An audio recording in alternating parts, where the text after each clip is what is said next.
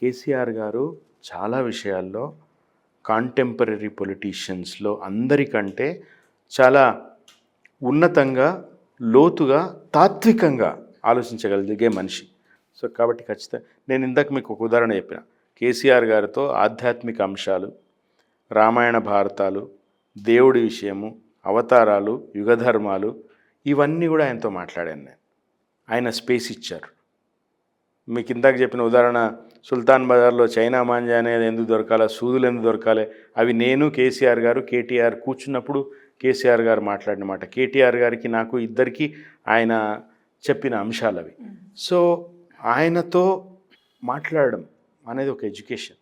నేను చాలా చాలా ఆనందంగా ఉంటుంది నాకు బీఆర్ఎస్ పార్టీలో. చాలామంది అడుగుతారు నాకు, ఇప్పుడు తాండూరులో మా అబ్బాయి, అంటే మా అన్నయ్య వాళ్ళ అబ్బాయి ఎమ్మెల్యేగా ఉన్నాడు మొన్నటిదాకా, పైలట్ రోహిత్ రెడ్డి. మొన్న ఓడిపోయాడు చాలా తక్కువ మార్జిన్తో, మళ్ళీ కంటెస్ట్ చేస్తాడు.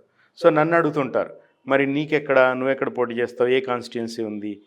ఫస్ట్ పాయింట్, నేను ఎమ్మెల్యేకి కానీ ఎంపీకి కానీ పోటీ చేయను. డిసైడెడ్ చేయను. ఎందుకు చేయను అంటే, ఒకటి నాకు అంత రిసోర్సెస్ లేవు, రెండు ఇంట్రెస్ట్ కూడా లేదు. ఎందుకు లేదో కూడా చెప్తా.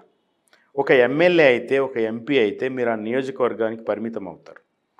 మోర్ సో విత్ ఎమ్మెల్యే అయితే ఇంకా దానికి అంకితం అయిపోతారు. సమస్యలు వస్తే సాల్వ్ చేసే అధికారము, పరిస్థితి మీకు ఉంటుంది.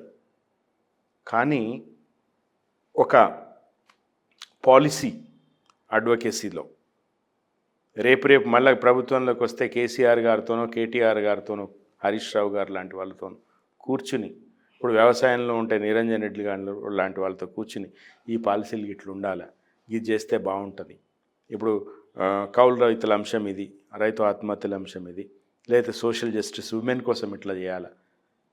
అసలు పొలిటికల్ పార్టీస్లో cultural wing, SC wing, BC wing ఉంటాయి కదా, అట్లా ఒక కల్చర్కి సంబంధించిన ఒక వింగ్ ఉండాలి. మినిస్ట్రీలో కూడా ఉండాలి. అందరినీ మానిటర్ చేయాలా. సమాజంలో ఎలాంటి భాష మాట్లాడుతున్నాం, పొల్యూషన్, కల్చరల్ పొల్యూషన్ ఎట్లా ఉంది, ఇట్లాంటి పాలసీ లెవెల్లో మన ప్రమేయం ఉండి అవి చట్టాలుగా అయినప్పుడు రూపగారు మొత్తం రాష్ట్రం అంతటికి వర్తిస్తుంది కదా. అది ఒక ఎమ్మెల్యే, ఒక ఎంపీ కంటే చాలా పెద్ద రోల్ అది. అవును.